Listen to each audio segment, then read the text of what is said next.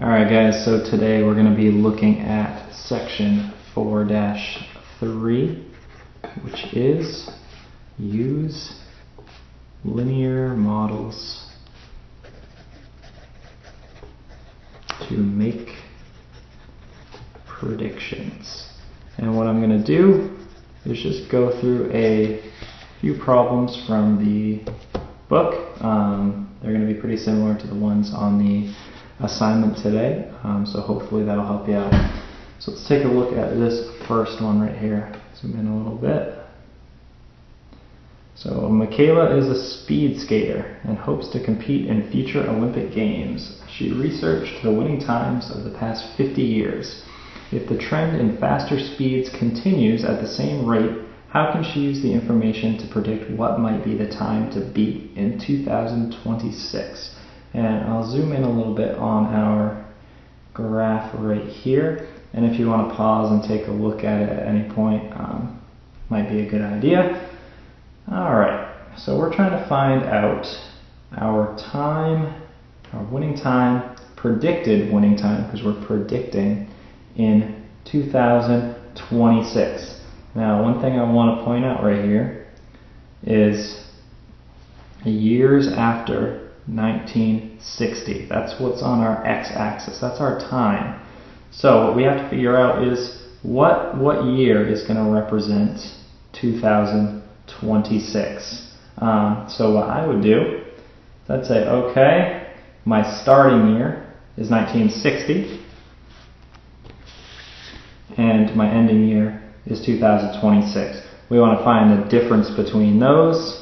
So we're going to just say, okay, 2026 minus 1960, and when we subtract that, we get, let's see, 66. So that's going to be 66 years after 1960. So we're looking for what our line's going to be after 66 years. So just like we've been practicing, the first thing we want to do, because our trend line, if we notice, this is just a linear kind of, we can represent this with a linear equation, because that's a line right there. That's all linear means. So I can just write an equation in slope-intercept form for this. So remember, slope-intercept form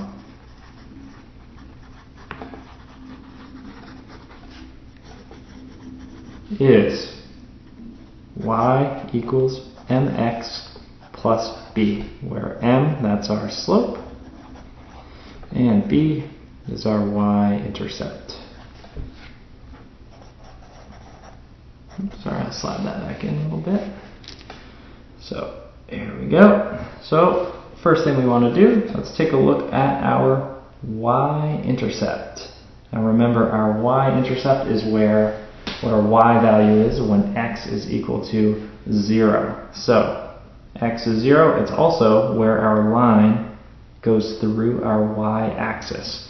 So if I go up here, okay, it goes through, looks like it goes through right around 2.4, 2 4/10. So let's go ahead over onto our paper here, and we're going to say, okay, our y-intercept equals 2 4/10. Alright, so right there. Now let's get our slope. Now remember, our slope is change in y over change in x.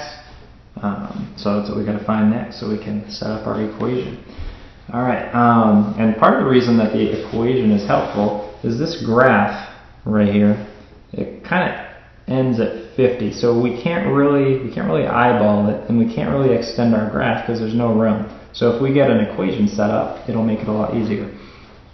Alright, so let's find our slope. So we're going to, just like before, we're going to be looking for spots where it kind of goes through a corner of one of the grid squares. So right away, we already know this is 2.4. So I would say we want to use that one. And then look looking down, I'd say right there. That one's right on the line.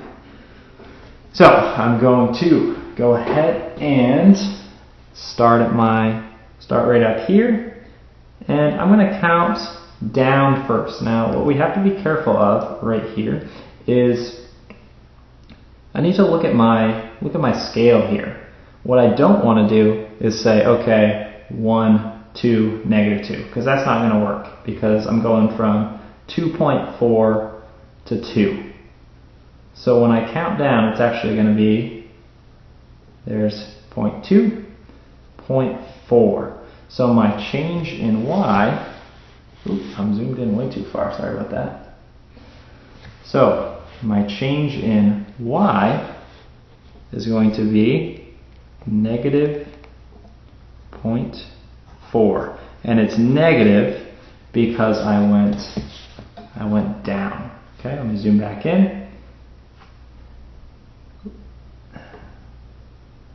Alright, and now let's count over, and it's just like before, we can't just go 1, 2, 3, we gotta check our scale down here.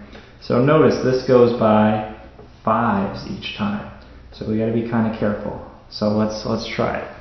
I'm gonna say 5, 10, 15, 20, 25, 30, 35. Okay, so my change in x, since I went to the right, that's going to be positive 35. And now you might be saying to yourself, why do we have a decimal and a whole number all in a fraction? And sometimes your slope is not going to be perfect. When we're estimating trends like this, you may not get a perfectly set up line. So what we're actually going to do is on this one, we're going to kind of approximate our answer. We're going to do -0.4 divided by 35. Now, I don't expect you to do that out. You can use a calculator on this one. That's fine with me. So I'm going to do -0.4 divided by 35. Doing this on my calculator right now, and I'm going to get that my slope is right about -0.011. And remember, I can do that because a fraction line, that is the same thing as a division sign. So now I have my y-intercept and I have my slope, or I have my approximate slope. So then I'm going to say, okay, my equation is going to be set up in the form y equals my slope times x plus my y-intercept. So y equals, here's my slope, -0.011x plus 2.4. Alright, so I have my equation set up, and now I need to remember what I'm actually solving for. Now it says that I'm looking over here, if I look at my question, it says, how can Michaela use the information to predict what might be the time to beat in 2026? So the information we're given is the time. So this is what we can substitute in. We can put in our year in our equation. And since our year is on our x-axis, we're going to have to put in our value we got earlier, 66 years. We're going to go ahead and just put that in for x. So I'm going to say, all right, y equals -0.011 times 66 years plus 2.4. I'm going to simplify it a little bit. Y equals, let's multiply that out, -0.011. Oop, I typed that wrong. Let's see. 0.011 times 66. So we get -0.726 plus 2.4. I add those together. 0.726, negative 0.726 plus 2.4, and I'm going to get y equals 1.674, which means in 2026, let me zoom out a little. Oop, I guess I can't zoom out. Let me slide this back a little bit. Here we go. In 2026, the time to beat will be around, let's see, 1.674 minutes. Because remember, I was solving for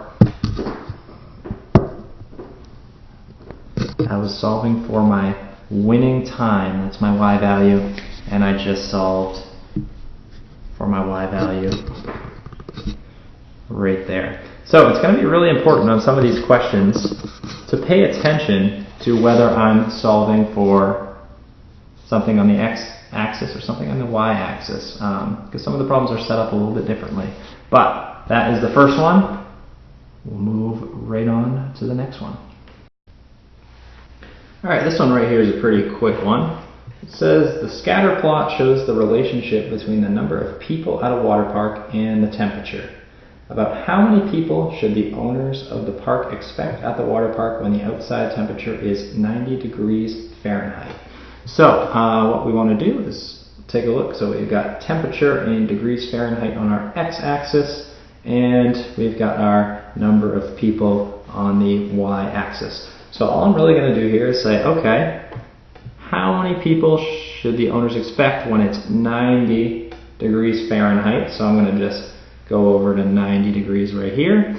And they're nice enough. They already have the trend line written right there. We're going to learn how to make our own pretty soon, probably later this week, maybe next week. And I'm going to go to 90, and I'm just going to go up to my trend line right here. So at 90 degrees Fahrenheit, I should expect, looking over at my y-axis, I should expect about 800 people. And I'm not even going to write that down because I can just do that. There we go, 800 people right there. Alright, moving right along onto our third example. The scatter plot at the right suggests a linear relationship between the temperature and the number of smoothies purchased in thousands. And it uses the word suggests because looking at our data, we're just kind of predicting. This could be linear. It looks mostly linear. This might be more on the weaker side of the linear association. And I know it's been a while. We talked about that before vacation. But weak linear association, not all those lines are really close. Sorry, not all those points are really close to my trend line. But it still looks pretty linear. All right, let's take a look at our first question. What does the rate of change or slope represent in this situation? So what we should really do is, again, check out our x-axis over here, temperature in degrees Fahrenheit, and our number of smoothies purchased in thousands. So let's go ahead and slide our answer down. So our rate of change, slope, that's the same thing. All it tells us is how many smoothies are purchased, so that's along our y. How many smoothies are purchased for each 1 degree that the temperature goes up. And it's really, if we look, that's what our slope would tell us. We're kind of going in increments of 5 down here, or actually, sorry, we're going in increments of 10 down here. So 0, 10, 20, 30, 40. So every time I go up a certain number of degrees Fahrenheit, I would expect more people to buy smoothies. And that kind of makes sense. As it gets warmer out, more people are probably going to want to buy a cool drink. I'd expect a similar graph with ice cream. Maybe the opposite with hot chocolate, coffee, hot drinks like that. Okay, let's slide on to our next one. What does the y-intercept of the line represent in this equation? So thinking back to what y-intercept is, just generally, that's what our y value is when x is 0. It's also where our line goes through our y-axis. So if I look here, it's 0, and then this looks like it's at 8, and you can see it's got our y-intercept of 8. All that means is that when the temperature is 0 degrees out, you'd have 8 people, or you'd expect, since we're predicting, you'd expect 8 people to have purchased smoothies. And I mean, if 8 people want to have smoothies when it's well below freezing, I guess that's up to them. And we'll just confirm that right here. Yep. So number of smoothies sold when the temperature is 0 degrees Fahrenheit. All right, and one more. So what equation relates the temperature x and the number of people who buy a smoothie y? Okay, so just like we did on the last problem, I'm going to slide this up here, go right on the corner here. So we need to find our slope. So slope is change in y over change in x, and we need to find our y-intercept. So let's find our y-intercept first. And we actually already did that in the last step, and it tells us right here. So when x is 0, y is 8. Or we can also say our line goes through the y-axis right at 8. So y-intercept equals 8. Now let's get our slope. And we know that this should be a positive slope because my graph is going up and to the right. So our one up here, that one's also a positive slope because it's going up and to the right. Okay.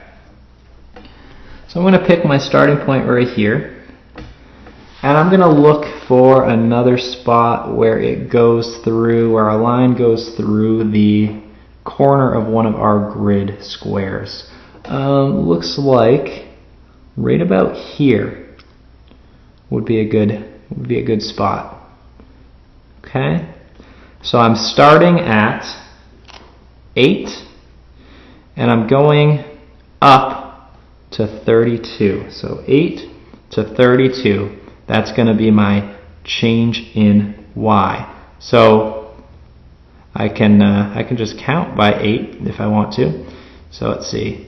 8, 16, 24. Okay, so my change in y, the top part of my fraction right there, is going to be 24.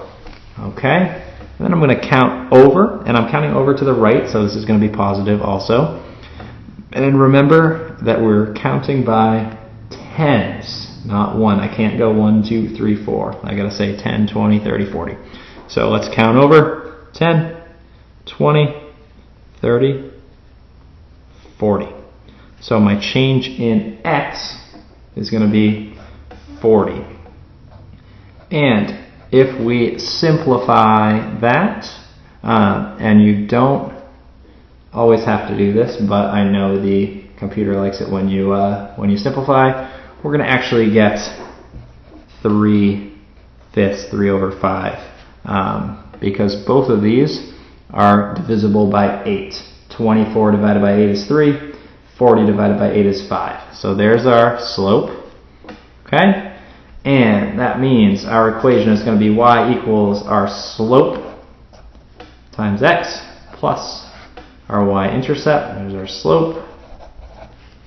There's our y-intercept. Probably seen me write this enough by now.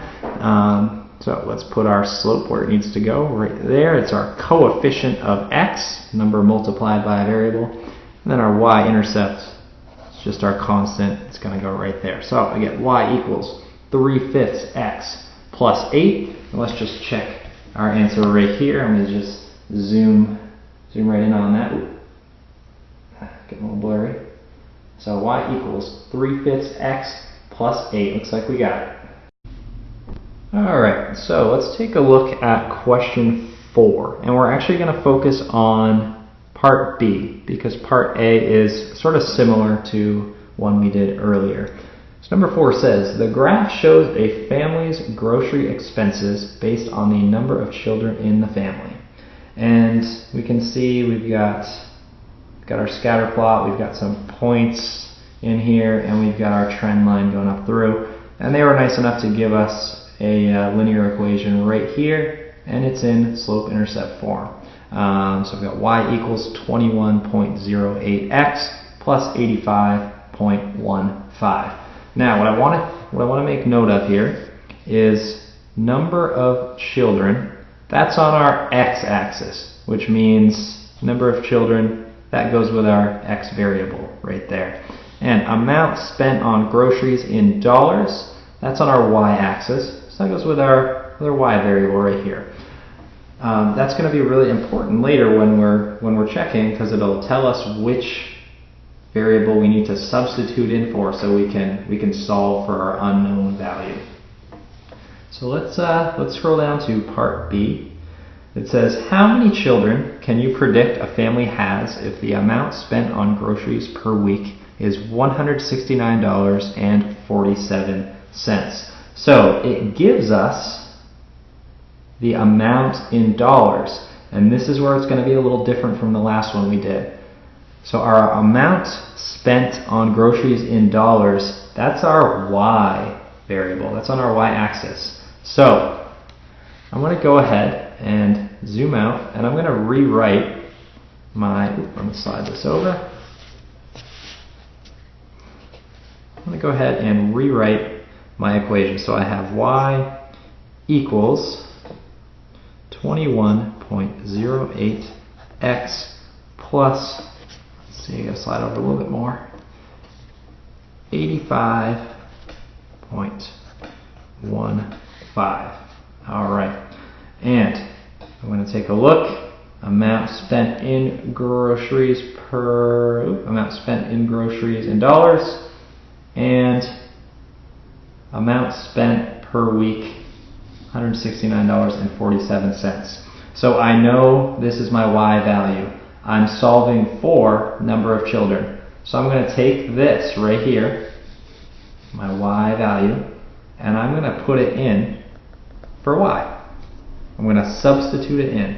So this becomes $169.47 equals 21.08x. Let me make sure you can see that decimal point. Plus 85.15. Okay, now here's where we have to think back to a little bit earlier in the year, where I guess actually not that long ago, with solving equations. I'm going to follow my reverse order of operations. Good old SAD MEP. Remember, subtraction and addition go together, division and multiplication, then exponents, then parentheses. So we gotta go in reverse order. Now, let me take a look here, because I gotta get x on its own. I'm trying to find the number of children. That's the unknown x value. So I gotta look for things I can subtract and add first. And if I notice, my variable, there's only one variable term on this side, and there's no variable term over here. And variable term just means something with a variable. So this over here, that's a constant. There's no variable with it. 85.15, that's another constant. There's no variable with it. This is a variable term right here. So that's already on its own. So we want to try to see if we can add or subtract to get rid of something around it. So I see over here, okay, I have a constant, and I see that it's being added. It's positive. So I need to do the inverse, the opposite, and get rid of that. So I'm going to subtract 85.15 from both sides. So minus 85.15, and showing your work is really, really helpful helps me remember to keep my equation balanced. So that goes away. And let's real quick do some math. We'll say 169.47 minus 85.15. And I get, okay, 84.32. So 84.32. This has gone over here, equals 21.08x. Now there's nothing really left we can subtract or add, so I'm going to look over to my division and multiplication. And if I notice here, 21.08x.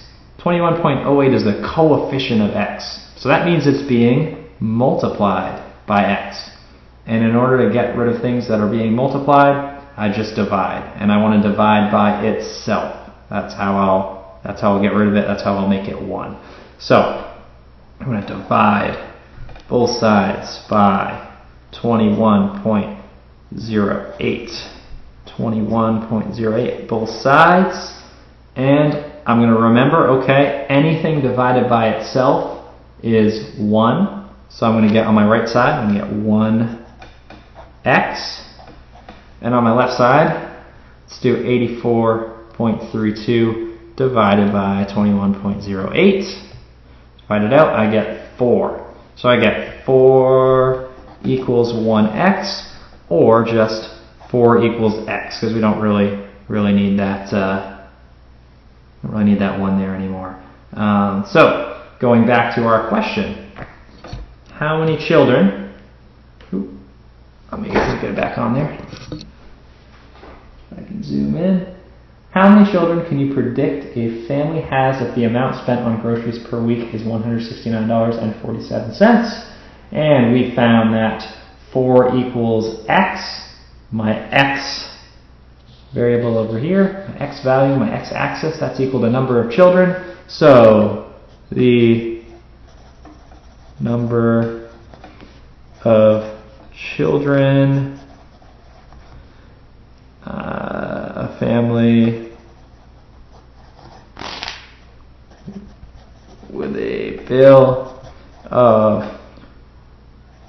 $169.47 is likely to have is 4. Alright, and we are done. If you have questions, I will be back later today, and you can always come see me in the morning at study hall.